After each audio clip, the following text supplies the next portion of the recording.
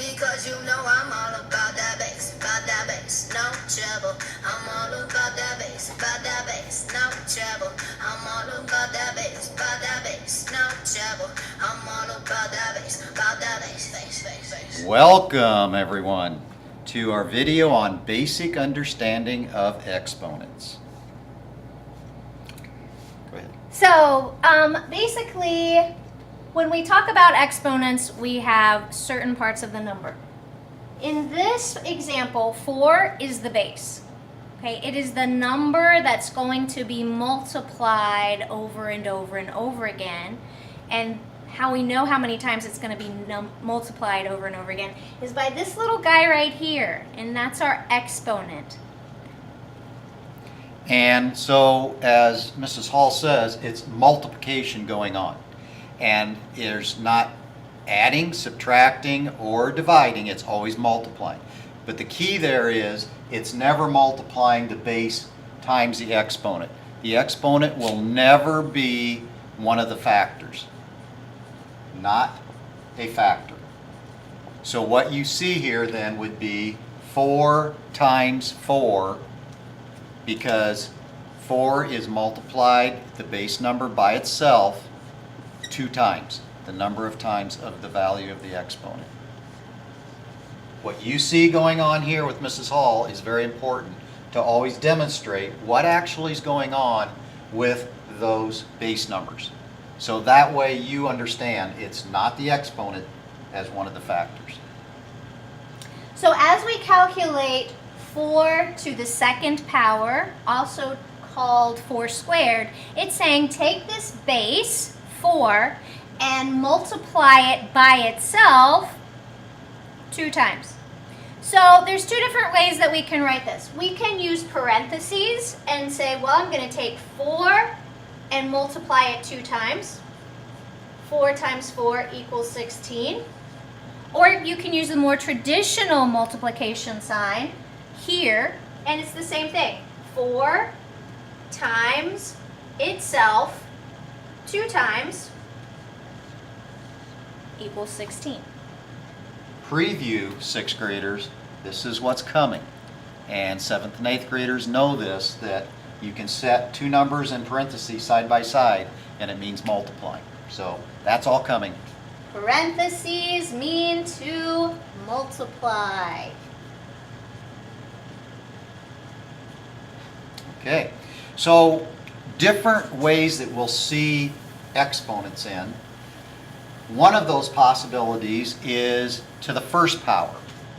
So if we have a number 4 to the first power, what does that actually mean to us? And so if I go back to the basic rules, well, there's my base number. How many times is it going to get multiplied? Once. So basically, the exponent when it's into the first power is actually the base number itself. So in math, if you think about any number, fraction, exponent, or decimal, fraction, percent, anything that you have as a number, you could have an exponent of 1 sitting there, but we don't have to show that in math. The other thing that's really interesting about this number is there's actually a 1 there in front of it being multiplied. Any number by itself, if you multiply it by 1, it's always itself. And that rule helps us understand the rules of exponents. So for instance, 4 to the first power is 1 times 4. And 1 times 4 then is 4. If we had 4 to the second power here, that's 1 times 4 times 4, which equals 16. We did that earlier. And all of us know in math, anytime I multiply any number times 1, it's that number. So you can manipulate things in math sometimes to make sense of what we're doing with exponents. So that, don't let that confuse you so much, but it's just a math law. Any number times 1 is going to be itself. And yeah, sure, we don't need to show that, but it helps us explain what we're going to talk about next. How about a number to the 0 power? 4 to the 0 power. That looks strange. Most of us think, oh, it's 0. That's our answer. But is it? So we have our 1, because we know there's always a 1 here that we can multiply by that's not going to change its quantity. It's still going to be 4 to the 0 power. So let's put our 1 in there. And then it says 0 4s. No 4s. We're not multiplying by any 4s. So 4 to the 0 power, we're just left with 1. There's our value. So 4 to the 0 power, x to the 0 power, 5 to the 0 power, they will all always equal 1. That helps. Helped me. So I hope it helps you guys too. How about if we have negative base numbers? Again, 6th graders, we're not going to get into that study this year as 6th graders, but 7th and 8th graders is something that you will see. So now we have a negative we're going to stick in front of that 4. We'll come back to negative exponents. We'll do bases first. Okay, a negative 4 to the 3rd power. Now, as 6th graders, I don't think you have studied this yet, of multiplying negative numbers so much. So Mrs. Hall will show this, but again, 6th graders, don't get too worried about this because it's something that you will have in the future. So when we have a negative number and it is being raised to an exponent, that means this whole thing here is what we're raising. We always write it out.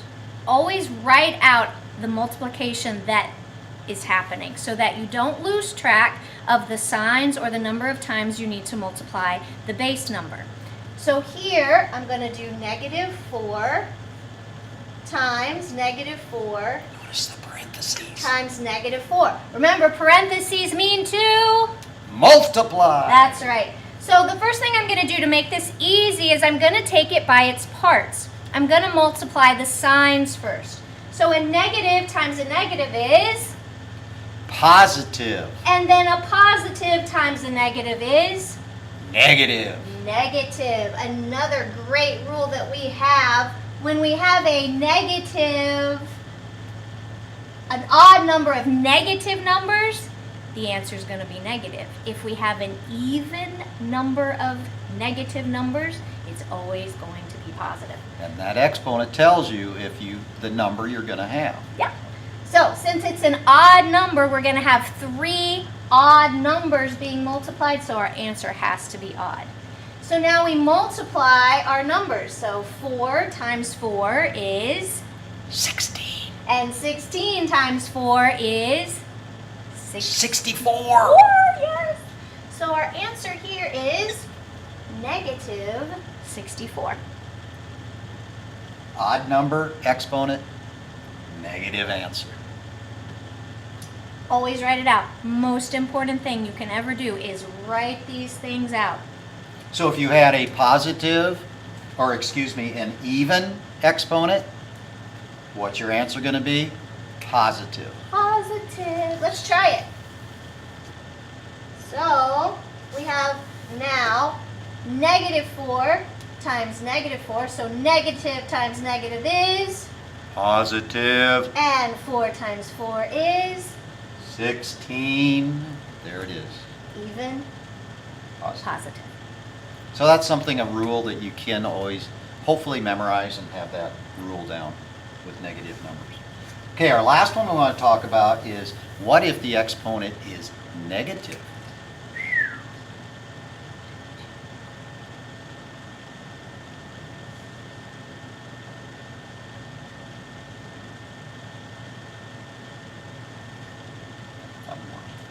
So 2 to the negative 3 is what we're going to work with here. So what does that mean? Negative exponent. Well, I'm not going to think about multiplying the base times itself, because that would mean it'd be a exponent of 3. Negative 2 times negative 2 times, or excuse me, 2 times 2 times 2 would be 2 to the third power. We have to think differently now.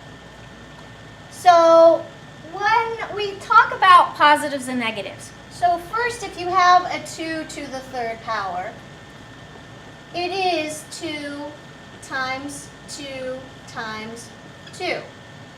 Obviously this cannot be the same thing as this, but what's the opposite of a positive? A negative.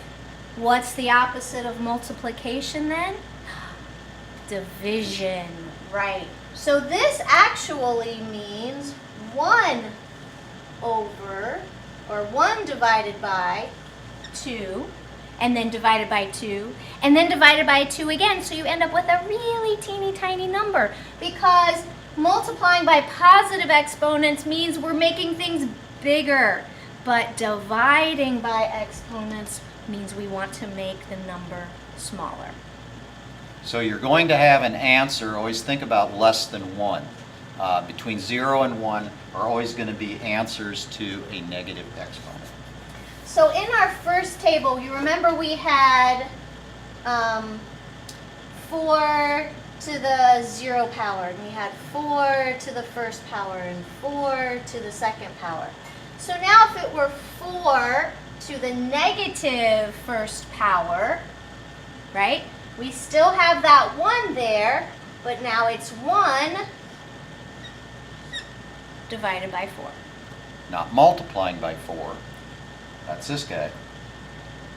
Now we go division. Do the opposite. So what do you see there if you understand reciprocals? That's actually multiplying, if you think about it, by the reciprocal of that base, the division part. So we will conclude our video with this for today. We are going to extend to a more study of exponents later on. That will be an additional video. So thank you for listening, and Stay we'll tuned, leave it with 'cause we're